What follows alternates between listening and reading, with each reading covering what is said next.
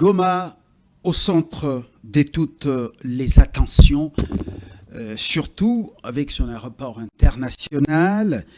Alors que la guerre d'agression s'enlise, une déclaration pour le moins déroutante de Paul Kagame, les génocidaires en chef et le criminel de l'Afrique centrale, relance le débat. Le président rwandais aurait-il cette fois ôté tout simplement le masque? C'est la question et non une affirmation. Pendant ce temps, à Washington, deux voix puissantes s'élèvent. Vous les avez suivis, les sénateurs Tim Kaine et Cory Booker, qui brisent le silence et dénoncent il dénonce frontalement la politique américaine à l'égard du Rwanda, accusant Donald Trump d'avoir manqué à ses responsabilités. Et pour décrypter les deux sujets, autour de cette table, deux invités, Anne Greco, juriste et activiste de droits de l'homme. Bienvenue Anne. Bonjour. Et puis Freddy Mulumba, politologue, journaliste, écrivain, un homme très très engagé pour la cause congolaise. Il est également l'éditeur du magazine La Renaissance congolaise. C'est donc un magazine purement congolais. Il y aborde plusieurs sujets. Lui, il est très attaché à cette nation. Il dit que si rien n'est fait, le pays risque d'imploser et nous risquons de le perdre. Il vient du Grand Kasaï et même du Grand Katanga. En tenant des conférences, il a été également à l'usine qui est en pleine implantation, l'usine de la cimenterie de Katanga, dans le Kasaï oriental. Freddy, bienvenue. Merci. Ça fait un bail, on disait. Freddy, avec les attaques à la famille, vous avez perdu un grand garçon de 31 ans,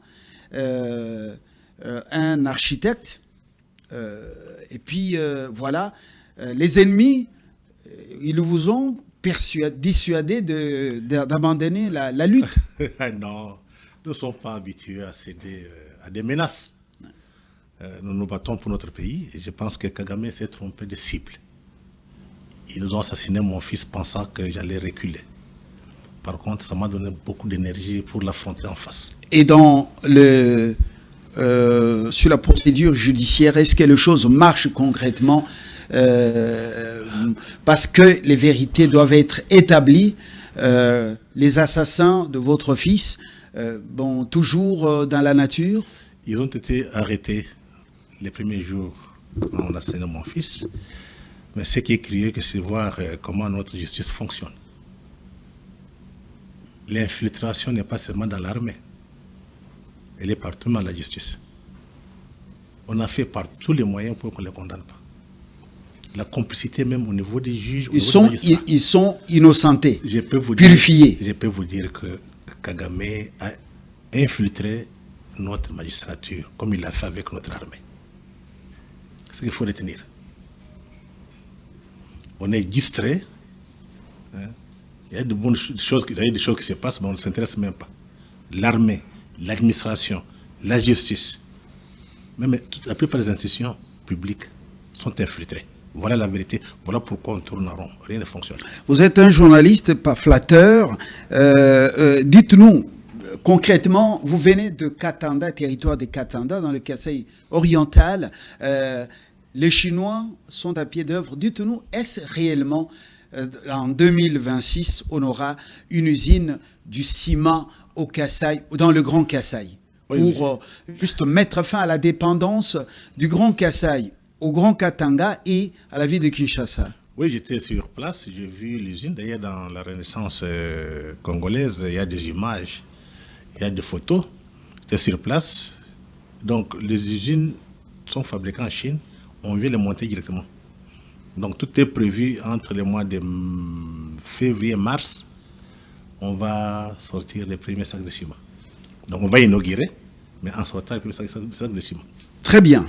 Ça, ce sont des nouvelles encourageantes, surtout pour les routes. On a besoin plus du ciment cette fois-ci, avec le système de béton. Anne, Bonjour. Je me tourne de votre côté. La toute première préoccupation, Le problème, Kagame ouais. dit que, oui, Goma, Kavumu et Bukavu, ça fait partie Écoutez, de ces problèmes. c'est Et un alors, petit peu s'est-il dévoilé? l'incantateur, pendant 3 heures et demie, son interview, son direct, un peu la méthode Coué, mais croche. Il a essayé de nous convaincre que c'est lui le maître de Goma. Non? Le seul maître, c'est le temps. Et le temps n'appartient pas à Kagame. Il appartient au peuple congolais.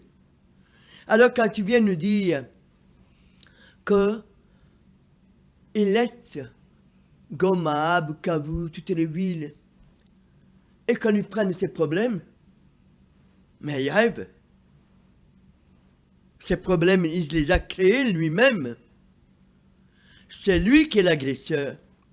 Et je ne parle pas de 94, du 6 avril 94. Je parle bien avant. Lui qu'on a fait passer pour quelqu'un, le vendeur de... Non, non, non, non. Il était déjà formé. Et le problème n'est pas le peuple congolais. Le problème vient des Tutsis et des gens de Kenya, de l'Ouganda, qui ont eu le ventre plus gros que les yeux. Est-ce que Macron, Emmanuel Macron, En ce qui me concerne, s'il vous plaît, je s'il ne vous pense plaît, pas. s'il vous plaît, Emmanuel Macron plaide pour la réouverture de l'aéroport international de Goma pour des raisons humanitaires, justement. Alors, Ça, c'est quelque chose que j'ai contesté. Macron est avec, il y a 15 jours. est avec le Rwanda, qui est le bras Attendez. armé Attendez. de multinationales. Est-ce qu'il est sincère? Non. Je vous ai dit la semaine dernière que ça a été une erreur que le président Fachi aille à la conférence de la paix à Paris. Parce que nous savons ce qu'il y a derrière ça. Nous savons qui est Macron. Et pour moi, que ce soit Paris, Doha, il faut les écarter. Il faut avancer et non plus perdre du temps à ces gens-là. Car ce sont eux les agresseurs. Si je m'en tiens à ce que j'ai eu comme information, l'élection du Rwanda et de l'Ouganda, elle date d'avant le 94. Mobutu craignait de prendre l'avion avec Habyarimana parce qu'il savait qu'on allait l'abattre. Et la première des choses qu'ils ont fait, c'est de couper, après la mort d'Habyarimana, l'assassinat, c'est de prendre Bukavu et Goma. Donc c'était bien une stratégie. Et qu'on ne vienne pas nous dire que c'est parce qu'ils étaient à la poursuite des assaillants rwandais ou tout. Nous ne sommes pas concernés par ça. Ils ont transposé le problème pour pouvoir envahir le pays, avoir une couverture et ensuite spolier en assassinant les populations locales. Et ça, je ne peux pas l'encaisser.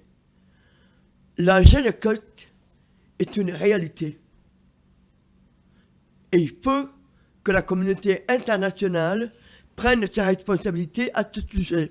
Mais cette communauté internationale est complice. On a utilisé Kagame. En ce qui me concerne, oui. On veut maintenant qu'il En ce qui me qu'il ne concerne, puisse oui. pas dénoncer les choses. On veut le faire partir par, non, quand même, avec un peu d'honneur. Mais Et non. quelle est cette communauté internationale qui va... Regardez Doha, dont le président Fachi a reçu l'émir Al-Thani la semaine dernière, il y a quelques jours. Nous savons très bien que Doha, c'est le premier investisseur du Rwanda.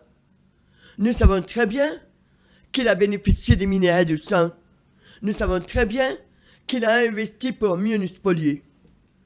Alors, nous ne sommes pas les demandeurs, hein.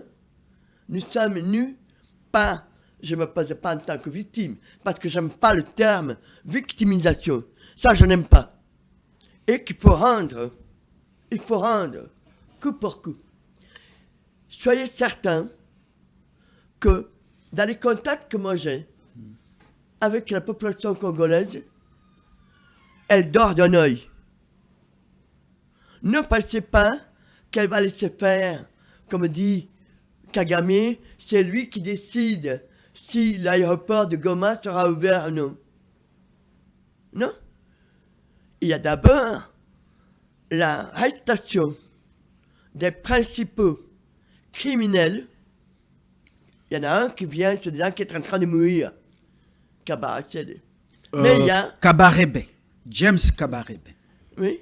Mais il y a James Nanga. Kabarebe. Oui. Hein, il y a Nanga. Nanga qui a assassiné plus de 10 000 personnes en janvier.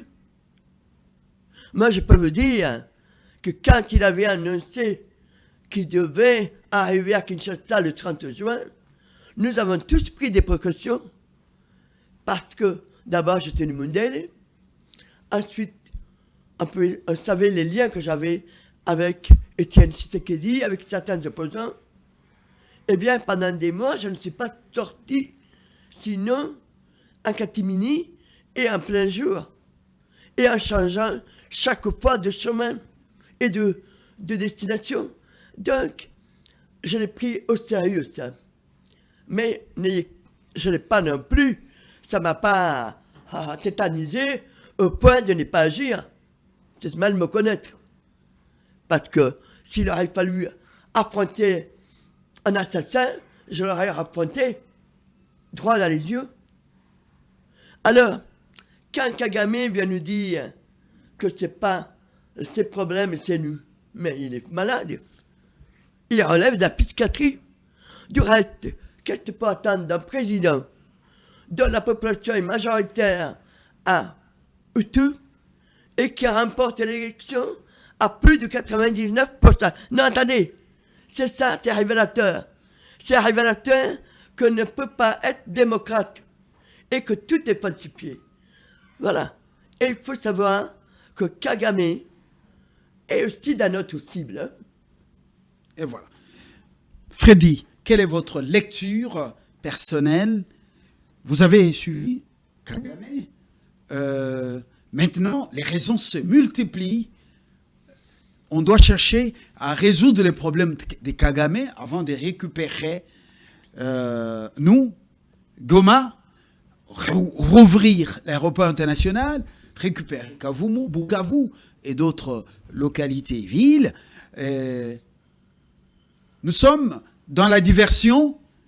Nous allons faire d'une pierre deux coups pour aborder la dénonciation de ces sénateurs américains, Kim et je crois Cory. Mais on commence par cette sortie médiatique de Kagame. Oui, je pense que M. Kagame, il ne reste pas beaucoup de temps au pouvoir. Quoi? Parce qu'il est maintenant contre ses propres maîtres. Il est arrivé au pouvoir avec les Américains. Il ne peut pas se mettre les Américains sur le dos. Ça, c'est un constat. Dites-vous? Je peux vous rassurer, et retenez ce que je vous dis. Kagame, c'est fini. C'est question de quelques mois. Pourquoi? Kagame n'apporte rien à l'Amérique. Quand on dit l'Amérique, ce ne sont pas des globalistes, ce sont pas des hommes d'affaires. L'État américain ne gagne rien de Kagame. Rien du tout. Par contre, les privés américains, ce qu'on peut appeler les globalistes, mondialistes, gagnent beaucoup plus parce que c'est eux qui étaient à la base de la guerre Lafdel. Ça, c'est la bande de Soros, George, Oui. la bande de Bill Clinton. Mo Ibrahim, Exact. les criminels de Kansas comme Bill Clinton, son épouse et les autres.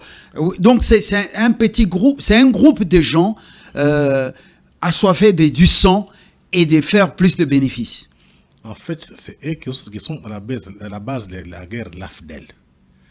C'est eux qui ont soutenu Kagame pendant au moins 30 ans.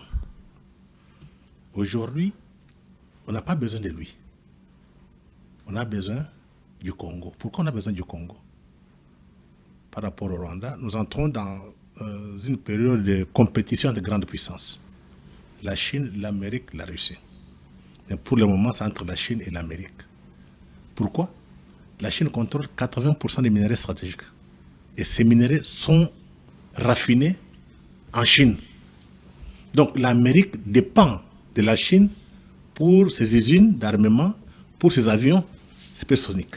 Et dernièrement, Pékin avait décidé de réduire la sortie des minerais stratégiques vers les États-Unis d'Amérique. C'était parmi les représailles suite à leur guerre commerciale. Mais il y a aussi la guerre électronique ou bien la guerre technologique, la compétition.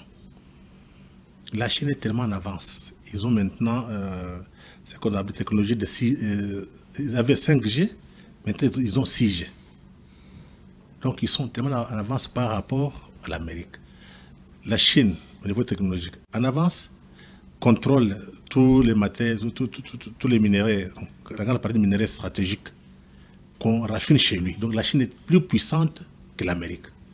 Mais pour le peuple américain, pour le pouvoir américain, l'État américain, il ne peut pas accepter d'être dépendant longtemps à la Chine pour importer les minéraux stratégiques ou bien d'autres produits.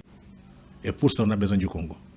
Voilà l'essence du deal que le président Tshisekedi va signer avec l'Amérique de Trump.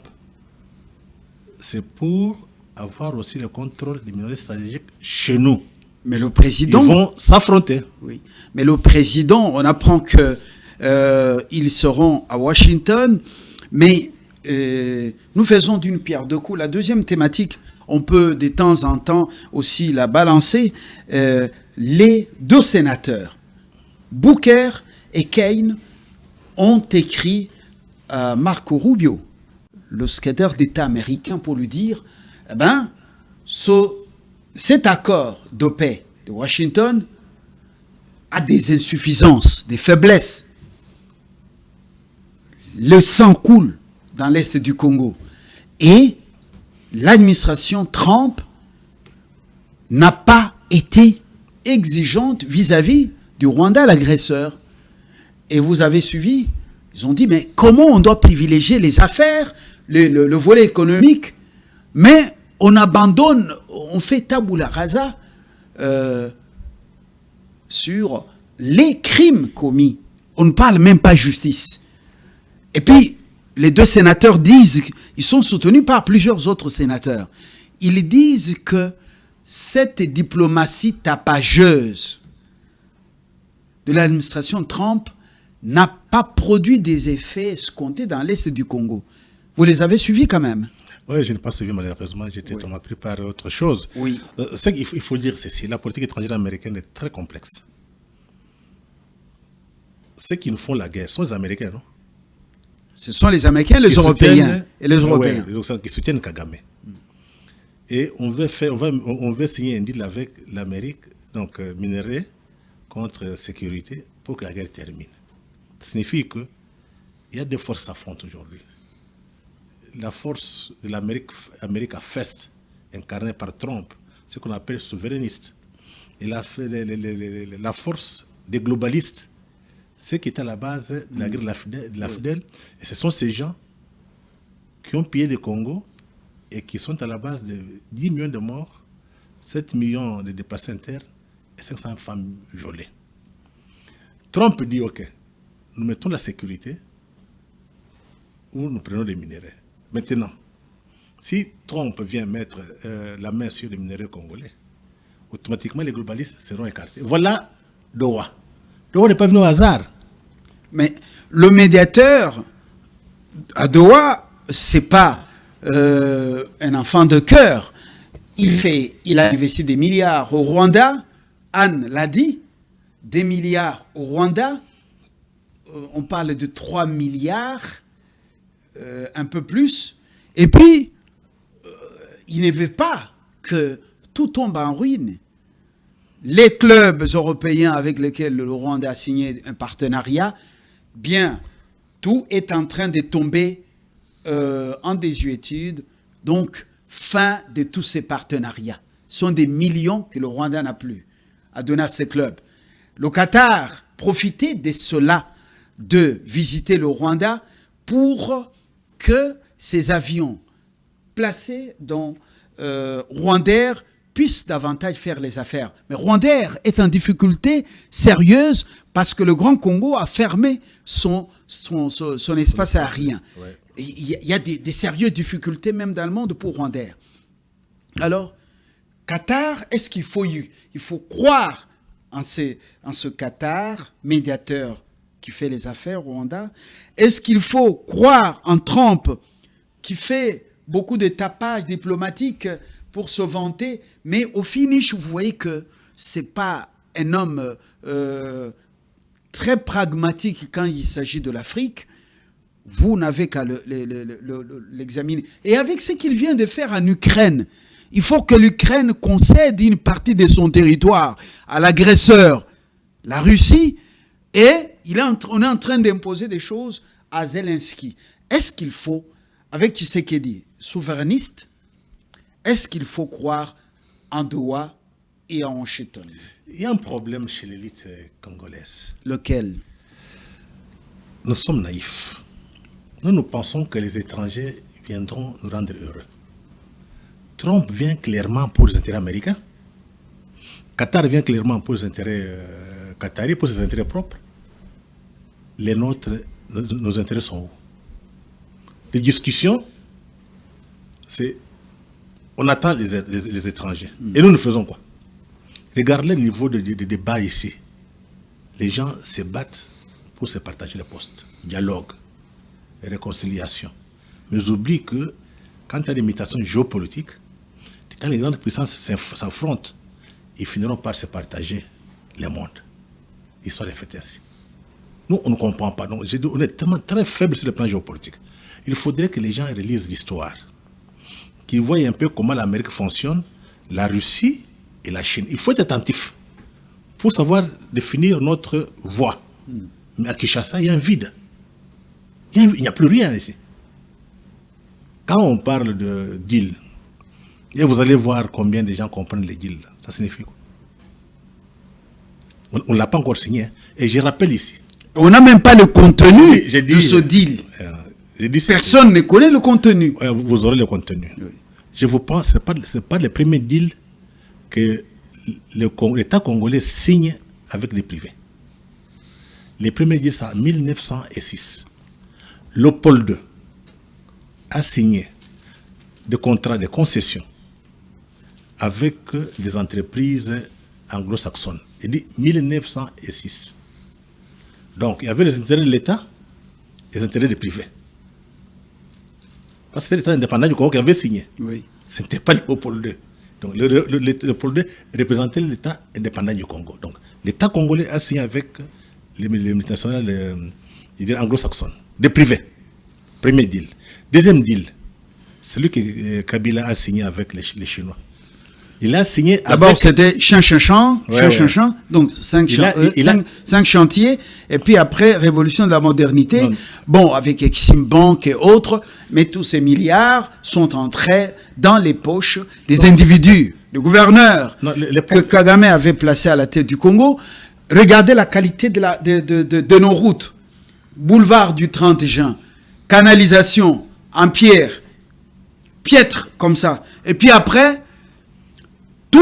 Donc les collecteurs qui amenaient de l'eau de l'autre côté du fleuve, bouchés par de faux constructeurs chinois, vous avez vu la qualité. Quand il pleut, une petite pluie, c'est l'océan. Je ne dis même pas le fleuve, c'est l'océan, le boulevard du 30 juin. Une question. Regardez le boulevard Lumumba, Freddy Moulumba. Alors, tout ça, les milliards sont entrés dans les poches du gouverneur central. J'explique. J'ai dit, il y a le premier deal, oui. 1906. Deuxième deal, Kabila avec les privés chinois, l'État congolais. Maintenant, nous entrons dans le troisième deal, l'État congolais avec les privés, j'ai dit, américains. Donc, avec Kabila, c'était infrastructure contre minerais. Maintenant, c'est minerais contre sécurité. Ça sont des faits. Et développement. Maintenant, la question. Faudrait-il accuser les Chinois? Ou bien aujourd'hui accuser les Américains? C'est notre faute. Pourquoi? Jusqu'aujourd'hui, on n'a pas défini nos propres intérêts. Quand les étrangers viennent, nous sommes les premiers à leur demander des commissions. Vous partez, vous faites corrompre. Regarde, tu parles de cas de deal avec la Chine.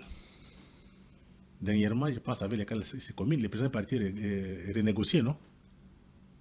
Les Congolais sont partis, ils ont fait des magouilles. Les Chinois peuvent faire quoi? Vous venez, vous voulez, on vous corrompt. On va vous corrompre.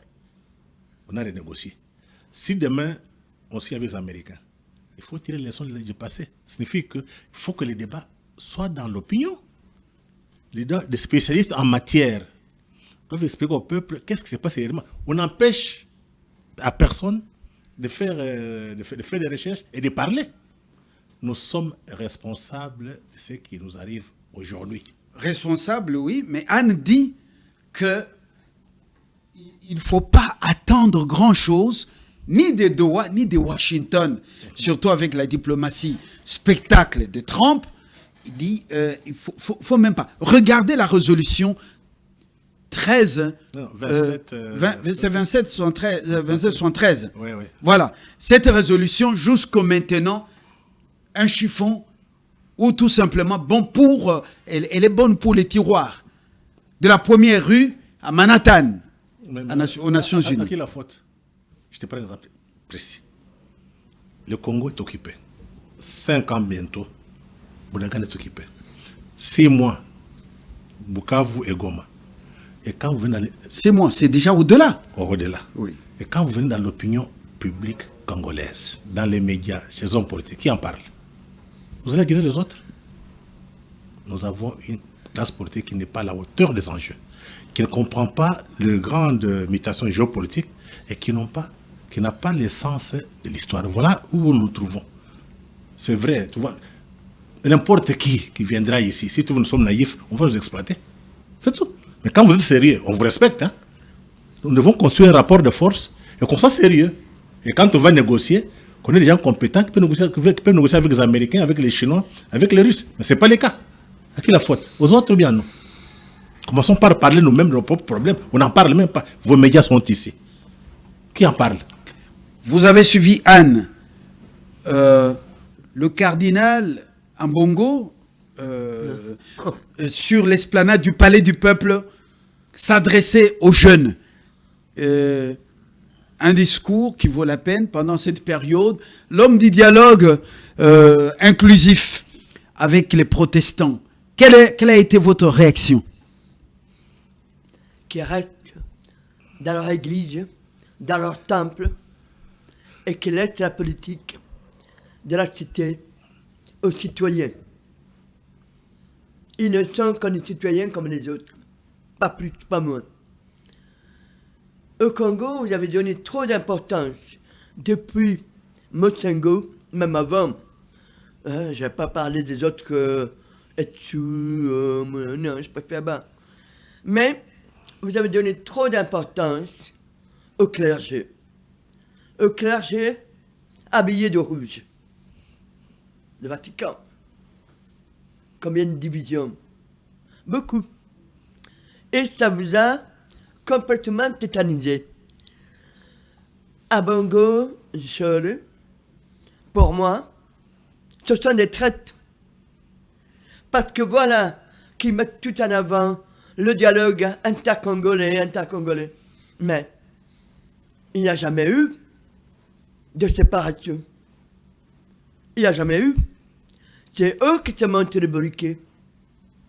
Alors, le message aux jeunes, ne vous laissez pas non, écoutez. ne vous laissez pas corrompre. C'est quand même un message fort pendant cette période ici, où peut-être certains responsables se font corrompre. C'est un message qui tombe à point nommé, non? Je regarde à la loupe tout ce que nous avons vécu depuis la deuxième élection du président Fathi, mais c'était inimaginable. Moi, depuis 20 mois que je suis là, mais je me dis, vraiment la classe politique, on doit la secouer.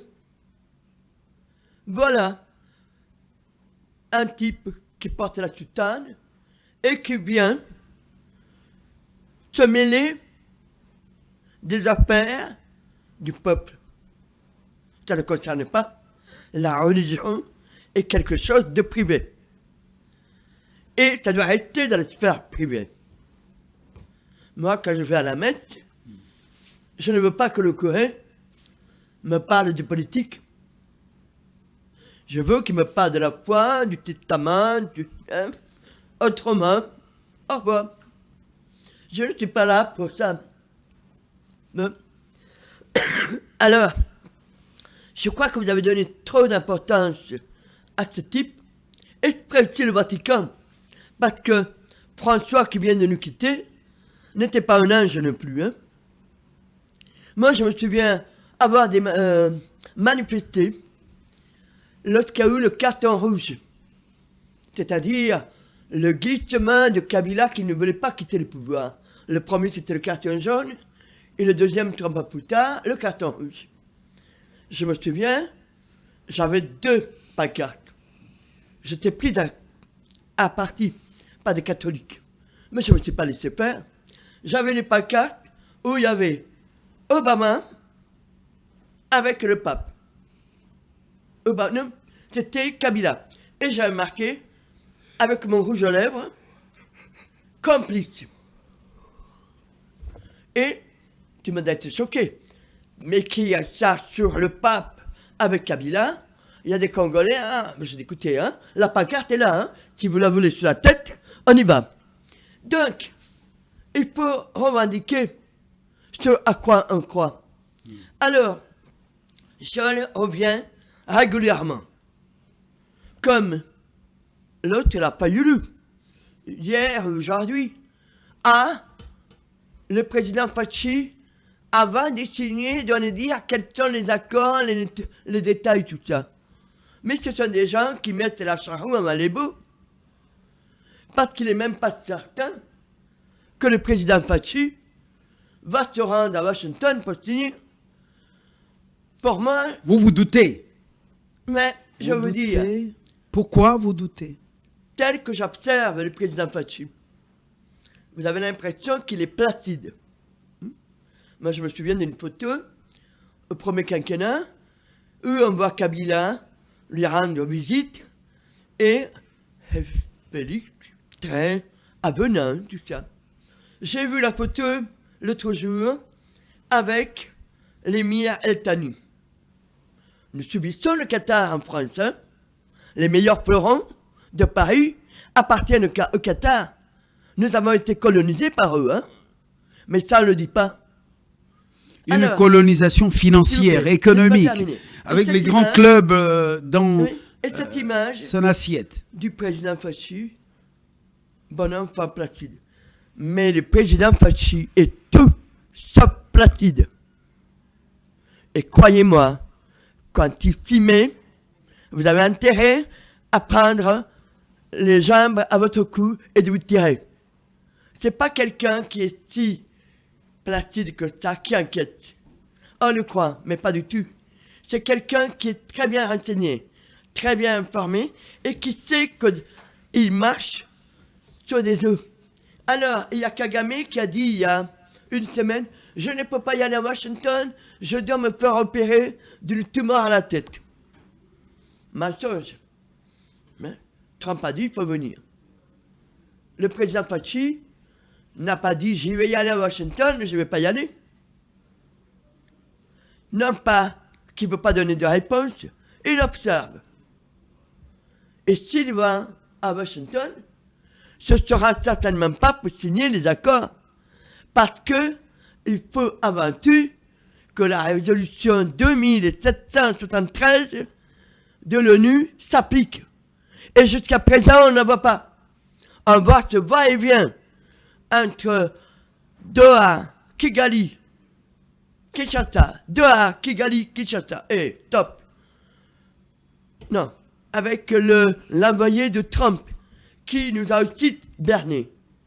Alors, non, je crois qu'à la diplomatie agissante du président Félix, telle que je la vois maintenant à Belgrade.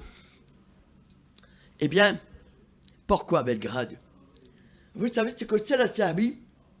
La Serbie est le pays la province qui s'est opposée à la balkanisation de la Yougoslavie en 1993. Et pour faire céder les Serbes, la CPI a fait arrêter Milosevic, qui est mort dans les geôles de la CPI à La Haye. Les Serbes sont patriotes. On a dressé les musulmans, la Croatie, contre la Serbie. La Serbie a été ferme. Dernièrement, il y a eu des manifestations très importantes à Belgrade, anti-Union européenne. Mais n'oublions pas une chose, c'est que le président de la Serbie nous a déjà tendu la main. Je n'ai pas les précisions, mais je me souviens très bien qu'il nous a vendu des denrées alimentaires à bas prix. Et ça, c'est important. Là, il est venu déjà. Et le président Félix lui rend la politesse. Ce qui s'est passé la semaine dernière à Luanda, l'Union européenne, avec l'Afrique, c'est une piscinette. Par contre, ce que moi je crois, c'est si le président Faci multiplie les contrats multilatéraux avec beaucoup d'États, il sera lui l'homme qui fera bouger le monde dans la décennie à venir. Parce que nous ne supportons pas la mainmise de la haute finance sur les peuples. Et les peuples sont attachés à leur terre. Ils sont patriotes. Et ça, on l'oublie. Voilà. Merci Anne. Freddy, vous êtes optimiste au-delà de l'inconscience d'une élite des jouissances au pays, dans tous les domaines de la vie, au-delà de l'opportunisme, au-delà de cette élite qui ne voit que son ventre, oui, son compte en banque et son charroi automobile. Vous êtes optimiste. Qu'est-ce qui légitime votre optimisme alors qu'on sait que ceux qui viennent... Donc Washington n'est pas sincère avec nous. On ne lui demande pas la sincérité ni Doha. L'Europe qui venait d'être en Angola avec l'Afrique aussi, ces gens sont des grands hypocrites. Et ils ont fait éclater le Soudan. Et aujourd'hui, ce sont deux maréchaux qui se battent au Soudan, donc dans le Grand Soudan. Après avoir émietté le Grand Soudan, vous voyez les sudistes qui s'entredéchirent aussi. La misère. Freddy, pourquoi vous êtes autant optimiste? Je suis très optimiste parce qu'il y a l'histoire. Ce n'est pas la première fois qu'on connaît cette situation. Après notre indépendance, pour ceux qui connaissent l'histoire, il y a eu la session katangaise. Aujourd'hui, c'est Kagame avec les Rwandais qui sont venus occuper. Mais en 60, c'était Tshombe qui a déclaré l'État indépendant du Congo, au Congo, donc des Congolais, pas des étrangers. Mais comment la crise a été résolue? Ça, je parle des sens d'histoire. Il y a eu quelque chose d'important, c'était la guerre froide qui est apparue entre l'Union soviétique et l'Occident. L'Occident était obligé d'abandonner Tshombe pour que le Congo soit stable. Comme ça, ils peuvent être en compétition avec l'Union soviétique. Parce que si on était avec Tshombe, le Congo implosait, l'Union soviétique allait s'installer. Donc le communisme... Mais ils avaient déjà préparé Mobutu. Non, ça c'est après. Il l'avait déjà collé au dos de Lumumba depuis Bruxelles, oui. avant la table ronde, au palais d'Egmont. C'est connu. Ce que j'explique, oui, c'est ce qu'on appelle la philosophie de l'histoire. Il faut comparer les événements. Oui. Session katangaise, Tshombe soutenu par l'Union minière du Katanga pour qu'on crée un État. La Belgique avait déjà donné de l'argent. Donc, pas de l'argent comme tel, des militaires, la police, il y avait une monnaie. Donc, c'était un État. Maintenant, il fallait qu'on puisse reconnaître ça sur le plan international. l'Amérique a dit non. Parce que la menace venait du communisme. Il y a eu un compromis entre l'État américain avec les Africains, les panafricains africains, qui ne voulaient pas que le Congo implose. On a résolu cette crise-là. Le Congo est resté en place et Tshombe a été chassé par les militaires des Nations Unies, mais soutenus par l'Amérique. Ça, c'est la crise de 1960-61. Maintenant, dans notre crise ici, qui se passe, Kagame, avec les globalistes, donc les multinationales, veut le prendre, couper le Congo en morceaux et prendre la partie. Ils ont oublié l'élément important, c'était la compétition entre la Chine et l'Amérique maintenant. Donc, la Chine et l'Amérique, cette compétition, cette guerre froide, la nouvelle guerre froide, remplace la première. C'était l'Union soviétique. Celle-ci est même commerciale. Non, ce n'est pas commercial, c'est technologique. Oui. Parce que la Chine maintenant contrôle tout. Et les minéraux et la technologie. L'Amérique n'a pas d'autre choix. Et quand il y a compétition de grandes puissances... Et l'émiettement du Soudan en deux. Le Soudan, ça, en deux. Et aujourd'hui, l'autre Soudan du Nord qui éclate aussi, c'est dans l'objectif, et là, Biden l'avait dit, dans sa politique étrangère, surtout pour l'Afrique, il fallait stopper l'avancée de la Chine dans deux pays. Premièrement, au Soudan, et deuxièmement, en République démocratique du Congo. Biden avait les révisions de couper le Congo en morceaux, comme il l'a fait avec le Soudan. Maintenant, ça devient compliqué. Je vais expliquer ici que nous sommes dans une situation où il y a des compétitions de grandes puissances. On n'a pas besoin de petits pays émiettés. On a besoin de Congo stable. Donc, si les Américains viennent à ce que les pays soient stables, ce n'est pas pour nous. C'est pour leurs propres intérêts. Mais ça n'empêche pas que nous voyons nos propres intérêts et qu'on les définisse. Le problème du Congo, c'est la qualité de sa classe politique, la qualité de son élite. Et voilà, la dernière question. Maintenant, chacun va prendre une minute 30, 1 minute 30. Anne, tout est clair maintenant. Plus que, donc comme l'eau de roche, que le Rwanda agresse et Kagame s'affiche. Le Rwanda agresse la RDC et puis ses minéraux. Je crois. La résolution de l'ONU, déjà votée. Mais elle est aussi contraignante, on le sait, pendant la crise du Golfe, quand Saddam Hussein avait envahi le Koweït. On connaît la suite sous Bush père. Comment Saddam Hussein a été chassé du Koweït. Suite à la résolution de l'ONU, du Conseil de sécurité de l'ONU. Tout est clair. Même le Sénat américain reconnaît que le Rwanda agresse la RDC. Alors, qu'est-ce qui ne fait pas changer la donne sur le terrain? Kagame ne fait que s'entêter. Il y a aussi les intérêts des puissances occidentales qu'on ne dit pas. Et ça, j'ai l'impression qu'on le nie. J'ai écouté avec intérêt la déclaration du sénateur belge Compagnie qu'il a faite en disant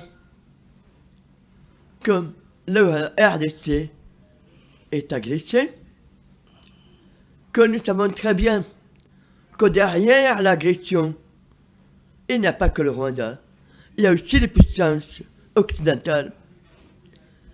Et on essaye de déstabiliser les présidents battus avec des affaires collatérales. Et que la Belgique monte de toutes pièces. Le même genre d'affaires que j'ai vu qu'on a monté pour le vice-président de la Guinée équatoriale, Théodorine Obiang.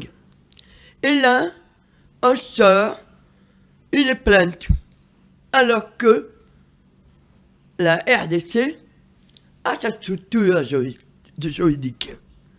À quel titre la Belgique se mêle des faits qui se passent au Congo? Le Congo n'est plus belge. Et lorsque je vois des opposants faire cette plainte par l'avocat de Kagame, on doit s'interroger. Et je ne peux pas accepter ça. Parce que on voit qu'en Belgique, que des Congolais qui volent la vie facile de l'Europe, mais la vie n'est pas facile en Europe, hein, qui attendent un peu, ils verront, et qui font la demande d'asile politique. Mais ce n'est plus du tout du temps de la dictature de Mobutu, de Kapela, ou de Laurent Désiré Kabila, qui tirait à balles réelles sur le peuple congolais. Et je dénonce cette attitude de la Belgique à l'égard du peuple congolais, avec des articles des journalistes, des journalopes, des prostituées que je préfère ne pas mentionner, et qui font flèche de tout bois pour détruire la RDC. Tout à l'heure, vous m'avez posé une question concernant Kagame et son agression. Je suis quelqu'un qui revient souvent en arrière, à l'esprit d'escalier. Quand j'étais enfant, en Italie, j'étais petite, et on avait des propriétés. Mes grands-parents avaient des propriétés agricoles.